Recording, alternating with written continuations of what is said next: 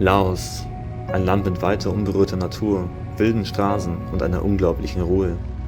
Gesehen davon haben wir nichts. Fast unsere gesamte Zeit haben wir in Werkstätten verbracht, immer wieder versucht, die Motorräder irgendwie am Laufen zu halten. Wirklich geklappt hat es nicht. Viele Probleme begleiten uns weiterhin und während wir noch versuchen, Lösungen zu finden, läuft unser Visum ab. Die Zeit wird knapp, ob wir die Grenze rechtzeitig erreichen, wissen wir nicht. Wir beeilen uns, doch die Straßen fordern weiter ihren Zoll. Platte Reifen, Schlamm und immer wieder neue Hindernisse. Wir kämpfen uns durch dieses riesige Land, den Zeitdruck im Nacken und mit der Hoffnung, ohne weitere technische Probleme hier rauszukommen. Okay.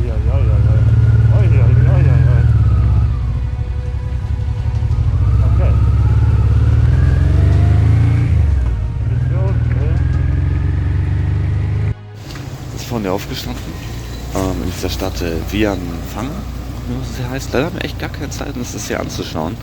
Wir haben uns mal ganz grob überschlagen, wir haben jetzt noch 9 Tage Visa und müssen noch 924 Kilometer fahren, das heißt über 100 Kilometer am Tag, bis wir noch einen Tag früher an der Grenze ankommen wollen. Bei den Straßen hier heißt das, dass wir ja echt viel fahren müssen und dass nichts mehr schief gehen darf in diesen 924 Kilometern. Ja, deswegen können wir uns halt nichts anschauen hier und auch nicht in Vientiane, nicht in der Hauptstadt halt Vientiane. Wir haben einfach zu viel Zeit vertrödelt in Werkstätten und sowas, wir hatten zu viel Pech. Das Gute ist, wir kommen mal zurück nach Laos, da zwischen Kambodscha und Thailand die Grenze geschlossen ist und wir nicht nach Thailand können. Von daher müssen wir diesen ganzen Weg zurückfahren zur Hauptstadt. Also alles, was wir ab morgen fahren, also ab der Hauptstadt müssen wir wieder alles zurückfahren. Da kann man sich auch noch ganz viel anschauen vom Land. Also halb so wild, wir haben immer die Chance, Laos richtig anzuschauen, aber jetzt müssen wir eigentlich Gas geben. Wir haben ein deutsches Restaurant gefunden. Ja, Elias gibt es einen Schnitzel und nicht eine Currywurst. Sind mal gespannt, aber wird nicht gut schmecken. Essen ist da, sieht sogar richtig lecker aus. Ich habe ein Bio-Chicken-Schnitzel und der Marc hat eine Currywurst. Ja, wir hatten sehr lange kein deutsches Essen mehr. Ja, ewig nicht mehr. Es fehlt mir auch ein Döner. Ja. Also, guten Appetit. Und so beginnt ein neuer Tag, mit dem Ziel, Strecke zu machen, dem Zeitdruck entkommen. Doch weit kommen wir nicht. Kaum starten wir den Tag, findet die Fahrt ein vorzeitiges Ende.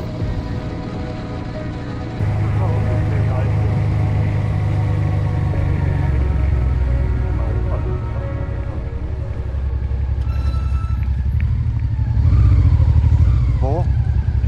Okay. Ja, das muss durch den Nagel gefahren sein. Ja, scheiße. Ja, der Tag hat gut angefangen und läuft immer besser. Nachdem wir jetzt so gute 10 Kilometer geschafft haben auf unserer langen Strecke nach Kambodscha, Habe ich einen Nagel erwischt und habe voll den platten Reifen. Also voll platt. Ich bin froh, dass ich meinen nicht erwischt habe. Ich finde, es hätte dich erwischen sollen. Das ist unfair. Mein erster platter Reifen nach so einer langen Zeit hätte echt nicht sein müssen. Aber egal, jetzt laden wir das Motorrad ab. Also auf der Felge kann ich nicht weiterfahren. Dann tue ich mal das ganze Gewicht weg, schieb mal nach da vorne und guck mal irgend so ein Motorradfuzzi. Ist ja ganz schön tief geworden hinten. Oh, das ist eine Motorradwerkstatt auf der anderen Seite. Perfekt. Glück im Unglück.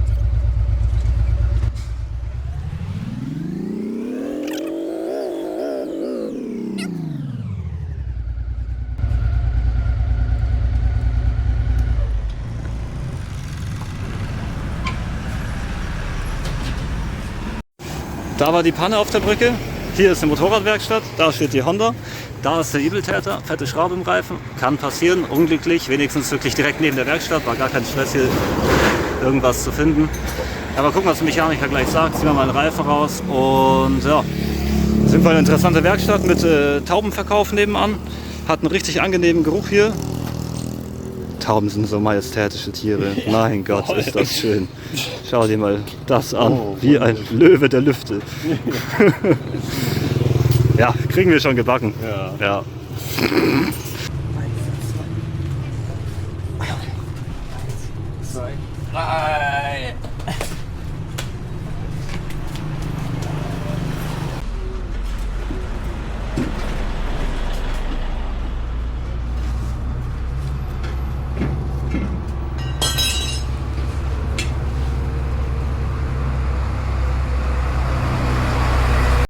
Da ist der Übeltäter, der steckt da drin.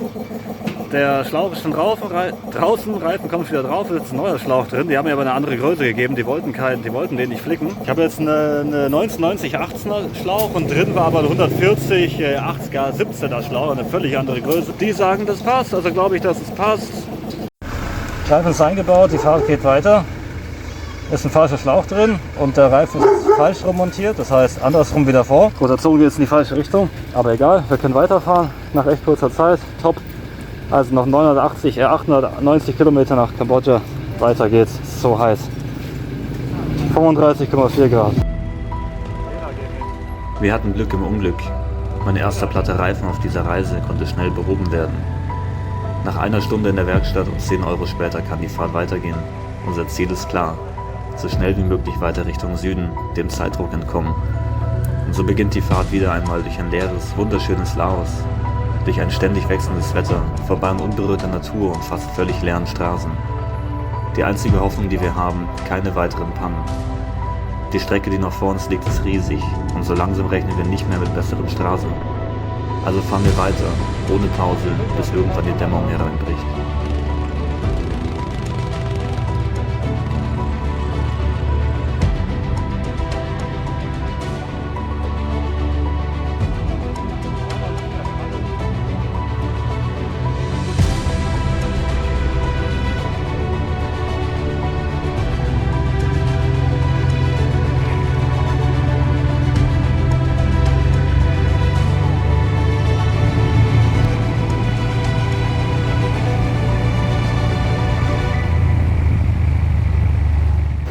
Ja, ihr könnt sehen, hinter mir hat schon angefangen zu dämmern. Wir haben uns heute sagen und schreiben 65 Kilometer geschafft. Das ist eine ganz schlechte Bilanz. Wir sind jetzt hier in einer kleinen Stadt, irgendwie 50, 60 Kilometer von der Hauptstadt entfernt oder mehr. Straßen mal wieder ziemlich wild, aber war okay. Wir haben ein paar Schlaglöcher mitgenommen. Der platte Reifen war halt sehr blöd. Da hinten stiefelt der Markt durch die Gegend. Hat er voll in die Kamera geschaut, lustig. Und dann fahren wir einfach mal weiter in die Nacht. Wir müssen uns dann einen Plan machen, wo wir schlafen, wie wir schlafen, ob da jetzt noch Stadt kommt irgendwann. Ja, aber Hauptsache mal das Kaltes trinken, das ist jetzt am wichtigsten.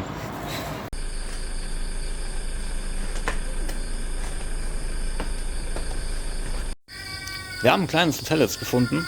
Wir haben jetzt heute stolze 70 Kilometer geschafft, aber wir haben jetzt ein echt nettes Hotel gefunden für 200.000. Das sind nicht mal 10 Euro, das ist richtig billig. Motorräder stehen sogar sicher und überdacht.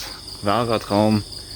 Wirklich perfekt. Ja, wir wollen morgen früh aufstehen, dass wir mal richtig Strecke machen. Das wird eine große Challenge, aber wir müssen das, sonst kommen wir hier niemals rechtzeitig raus.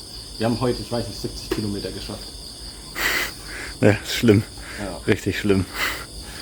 Dennoch werden wir morgen früh aufstehen, auch wenn ihr uns jetzt nicht glauben werdet, weil wir sind schon sehr lange nicht mehr früher aufgestanden. Wird ein Kampf, wir werden es schaffen, 100%. Da liegt morgen auch ein Offroad-Stück vor uns. Und dann sollten die Straßen besser werden, haben uns Leute gesagt. Mal schauen, jetzt gilt es auf jeden Fall. Bier auftreiben, Essen auftreiben, schlafen gehen. Ja. Das ist unser schönes Hotelzimmer. Klein und schlicht, aber dafür auch billig. Mit Bad und recht vielen Insektenfreunden, die hier rumkrabbeln. Wir haben sogar eine Klimaanlage und wir haben einen Tisch bekommen. Wir müssen uns gleich mal bequem machen hier für eine Nacht. Irgendwo hier. Ja, mal. Immer wieder sind da irgendwelche Viecher an der Wand. Das ist nicht so schlimm. Für eine Nacht passt es schon. Jetzt noch was zu essen finden, trinken finden.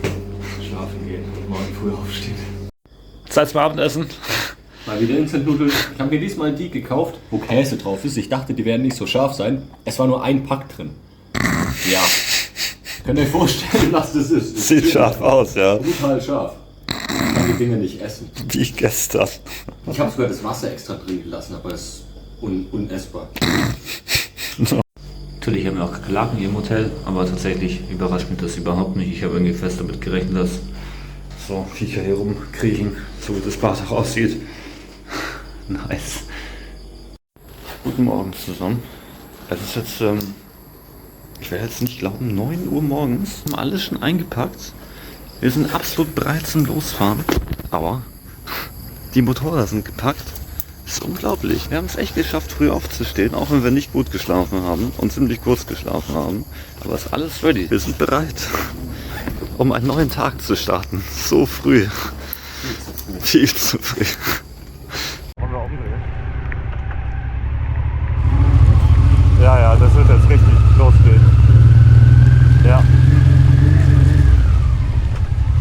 Nicht zum Unverstellen.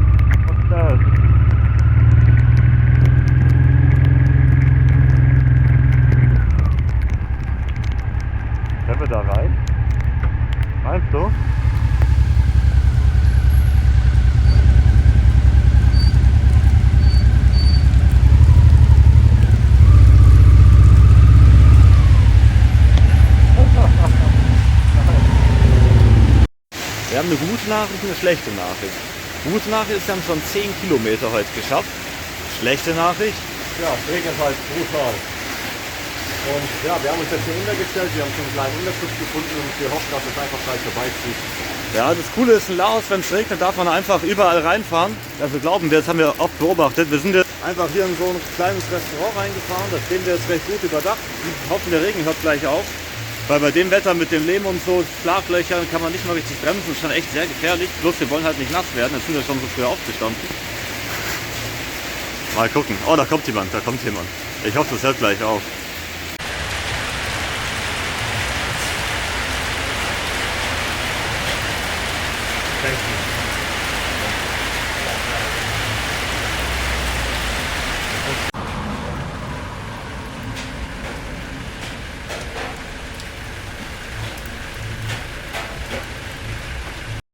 Ja, das ist alles andere wie spaßig, was hier passiert. Das ist echt krass. Das ist eine Wand aus Wasser, die hier runterkommt. Ist auch so laut, man kann sich das gar nicht vorstellen. Ja, jetzt echt nicht ohne. Das ist echt krass. Oh Gott, ey. Oh Gott. Wir haben echt Glück, gerade nicht auf der Straße zu sein. Das kommt richtig runter. Immer wenn man denkt, dass es aufhören könnte, kommt aber viel stärker runter. Oh Gott, ey. Was für ein Regen. Wenn jetzt echt eine Offroad-Passage kommt. Gott, Gott, Gott. Es wird übel. Regen ist endlich vorbei. Das heißt, für uns heißt es weiterfahren. Wir hoffen mal, dass es bleibt. Dass wir trocken bleiben. Dass es beständig bleibt. Mal schauen. Auf jeden Fall weiterfahren. Bye. Thank you.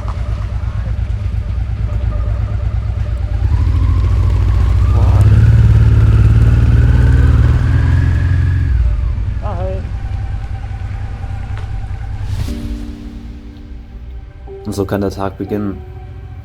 Wir nehmen die kürzere Route an der Hauptstadt vorbei, weit entfernt von der Hauptstraße. Wir wurden gewarnt vor schweren Offroad-Passagen und der Starkregen wird die Situation nicht verbessert haben. Die Straße wird immer schmäler, führt uns immer tiefer hinein in den Dschungel, immer weiter weg von Städten und hinein in eine ländliche Gegend. Kleine, selbstgebaute Hütten, Dörfer, die wirken, als wären sie der Zeit stehen geblieben. Abgeschnitten von Infrastruktur, weit weg von all dem, was wir kennen. Und so gern wir diesen Ort auch länger genießen würden, der Zeitdruck bleibt und die Straße wird mit jedem Kilometer schlechter.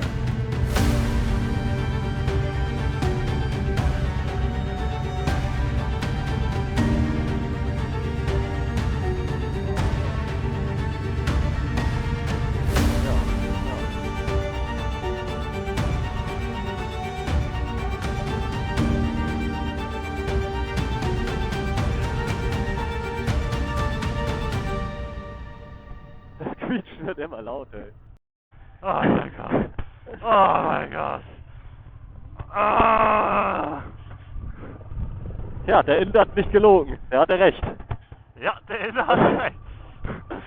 Wenn es jetzt noch bergig wird, dann sind wir voll dabei. Aber das ist matschig hier, das ist... Wow! Junge! Rechts war doch nicht die beste... Oh! Scheiße! Rechts war nicht die beste Idee. Ja!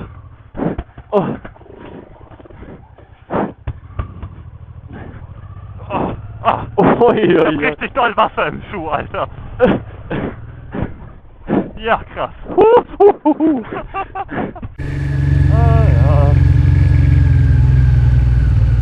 Ja, rechts blinken, aber links überholt. Andersrum. Oh Gott, was ist das hier, Marc? Oh mein Gott, oh mein Gott. Oh Gott, ich bin in der Mitte. Ich bin in der Mitte. Oh, und rutschig. Legst du mich am Popo, ey. Oh, das ist ganz schön tief. Oh, Ich rutsche brutal, ey. Tief. Ich auch. Oh mein Gott, oh mein, ich muss das erst mal pinkeln, wenn ich hier raus bin. Ja, krass. Aber man hat recht guten Glück. Aua, darf ich auch. Ja, krass. Ich hoffe, das war's jetzt auch mit dem Matschen. Spaß.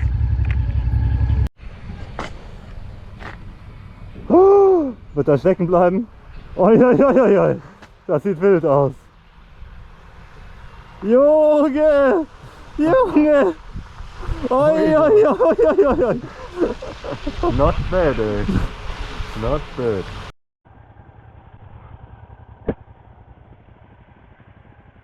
Hast du auch was am Schuh?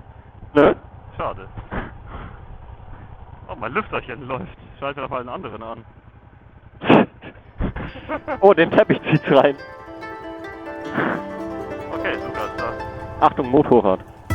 Und so fahren wir weiter, stundenlang über kleine Wege durch den laotischen Dschungel. Vorbei an Tempeln, durch dichte grüne Natur.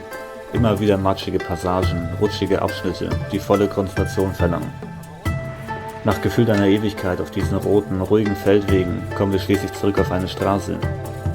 Viel Strecke haben wir heute noch nicht geschafft, doch wir sind wieder unterwegs.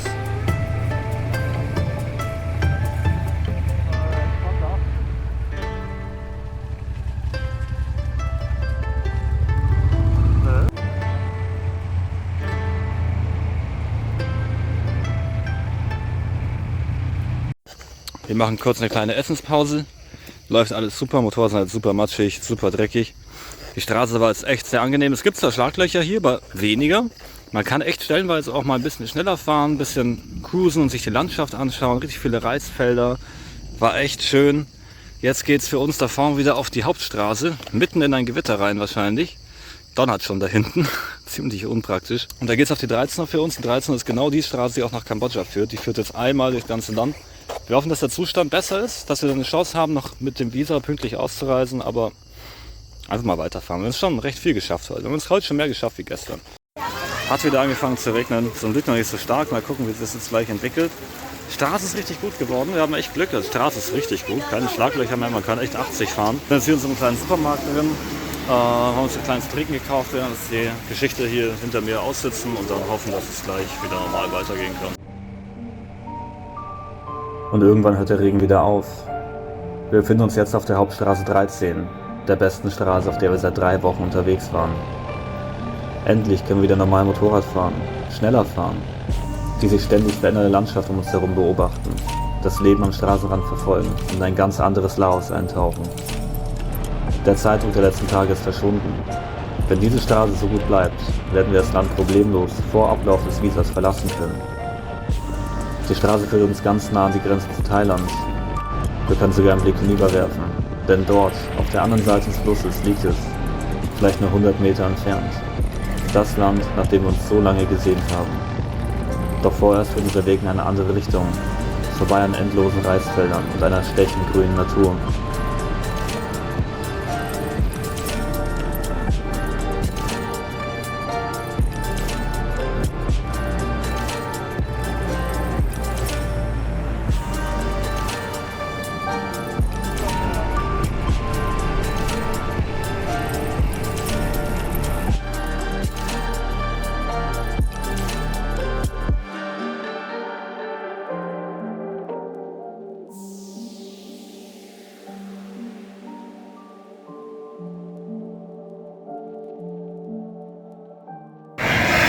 Ja, wir sind jetzt echt gut unterwegs. Wir haben jetzt schon über 300 Kilometer geschafft. Läuft echt gut. Wir sind es gar nicht mehr gewöhnt, so viel Strecke zu fahren. Plus das erste Stück, was so matschig war. Wir sind jetzt seit China, also seit fast einem Monat nicht mehr so viel gefahren.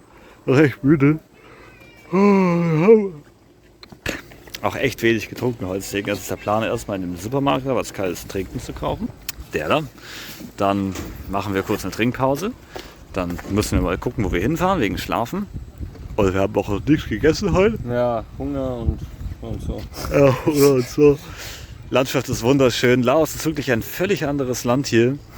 Jetzt, wo die Straße auch anders ist, es ist nicht mehr so hügelig und so, aber ich glaube, wir kommen bald wieder in eine hügelige Gegend rein. Ja, trinken wir mal was. Echt fertig. Wunderschön. Die Laosstraßen fordern auch einen hohen Tribut von den Motorrädern. Abgesehen davon, was da alles an den Lagerrahmen und so kaputt gegangen ist, habe ich diese Schraube verloren. Diese Schraube verloren. Der Marker hat gerade eben auch noch eine Schraube verloren. Der hat am Motor eine Schraube verloren. Ja, immer, wenn es mal wieder ein bisschen gut läuft, ne? Dann passiert immer ganz schnell wieder. Ich dachte, der macht seine Schraube verloren. Problem bei Marc ist, dass jetzt Öl aus dem Motor rausläuft. Kacke. Ich hoffe, das liegt auch wirklich daran. Nicht, dass das Öl von woanders kommt. Das ist schon ein Haufen. Das ist nicht wenig Öl, ne. Das ist viel schlimmer als gedacht mit dem Motor. Wir haben zwar die Schraube ersetzt, aber es kommt nicht von der Schraube her. Es kommt echt viel Öl raus. Plus am Hinterreifen ist auch schon wirklich viel Öl vom Fahren. Es ist alles ölig. Wir müssen mal dringend herausfinden, woher das kommt. Aber es ist halt wirklich alles voll Öl. Wenn es irgendwas Schlimmes ist und dann noch mehr Öl an den Hinterreifen kommt, Ja, das wäre eine Katastrophe. voll eine Katastrophe. Aber dadurch, dass das alles ölig ist, ist es fast unmöglich. Ja, herauszufinden, wo das herkommt. Aber wir geben unser Bestes. Oh Mann, das ist echt viel Öl. Während der Marc weiter seine Ölprobleme sucht, was viel schlimmer ist, als wir gedacht hätten, sind da 2 Regenbögen. Ist das nicht wunderschön? Wenn das nicht ein positives Zeichen ist, nachdem wir in Laos nur Pannenprobleme hatten und jetzt hier 2 Regenbögen haben, ist doch herrlich. Ich hoffe, das ist ein gutes Zeichen, dass es jetzt gleich vorbei ist. Kotzenfehler nicht finden. Es ist völlig unerklärlich, wo das ganze Öl herkommt. Es wird schon dunkel, wir fahren jetzt einfach weiter in die nächste Stadt, sind 40 Kilometer. Ja, und dann muss man irgendwie eine Möglichkeit finden, dass da nicht Öl rauskommt. Da müssen wir einen Fehler finden, was da genau falsch ist. Und ja, das ist auch erstmal Putz, weil es ist alles voller Öl. Man sieht gar nicht genau, wo was rauskommen könnte. Fahren wir weiter, hoffen wir, dass alles klappt. Also.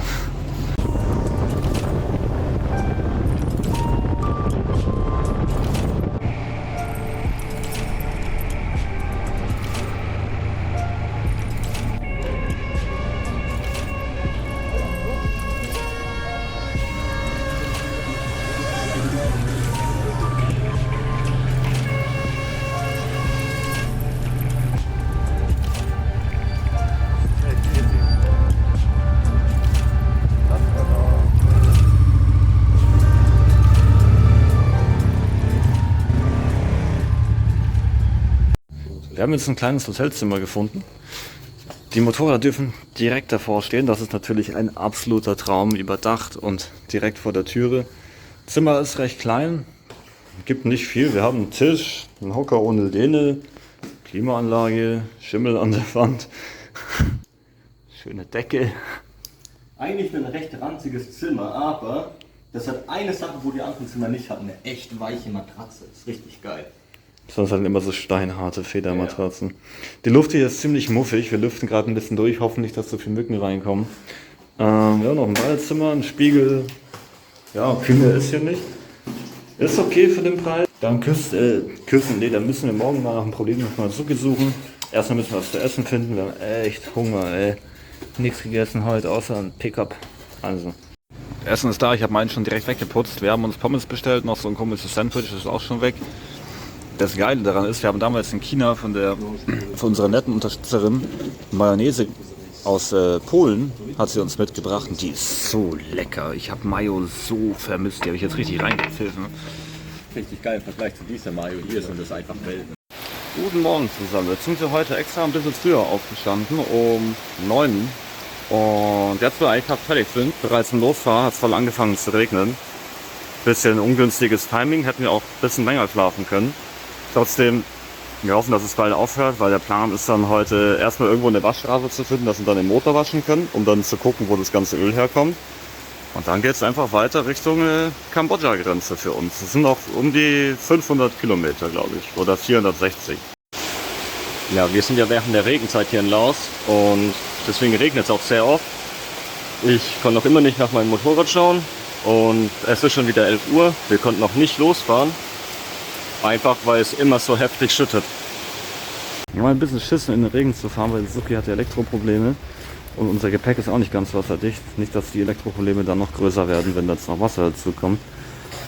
Wir hoffen echt, dass es gleich aufhört.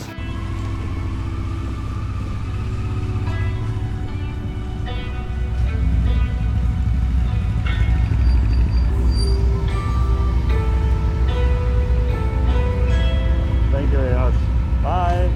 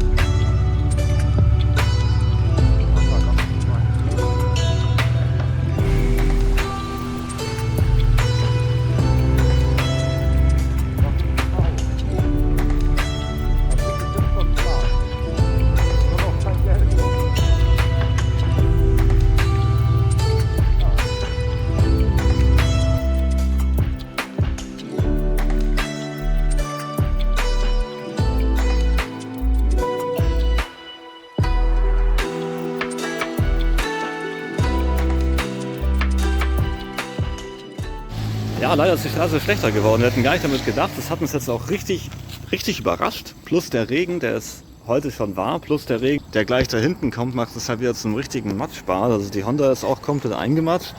Ich kann da wirklich froh sein, dass ich diesen Frontfender habe, auch wenn er ein paar Mal schon Probleme gemacht hat. Weil die Suzuki ist da nicht so gut.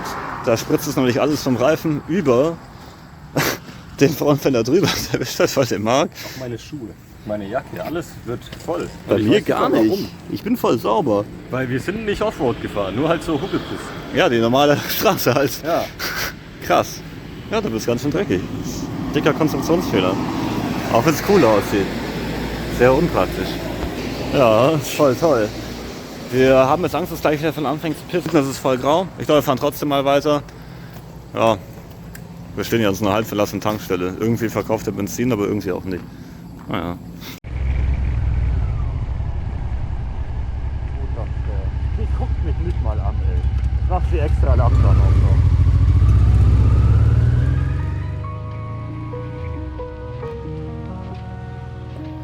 Und so geht der Tag weiter, über matschige und rutschige Straßen. Ein kalter und nasser Tag, an dem uns langsam die Energie und der Antrieb fehlt. Wir kommen nur schleppend voran, die Strecke zur Grenze wird kaum kürzer, trotz stundenlangen Fahrens. Die Straßen verlangen höchste Konzentration, oft sieht man die Schlaglöcher erst im letzten Moment und mit dem Matsch kommt man beim Bremsen schnell ins Rutschen. Wir versuchen so weit zu kommen, wie es nur geht, doch irgendwann kommt der Moment. Die Energie ist aufgebraucht und die Konzentration geht verloren.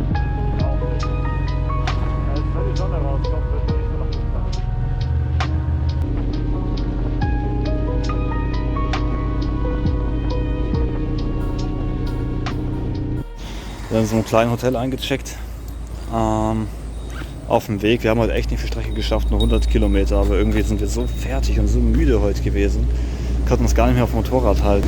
Wir haben auch echt nicht viel Zeit eigentlich auf dem Motorrad verbracht. Ist auch schon 18 Uhr, erst 18 Uhr jetzt, aber keine Energie, keine Power heute. Und wir liegen schon mindestens seit einer Stunde hier auf der Treppe und machen nichts. Ja, voll schlimm.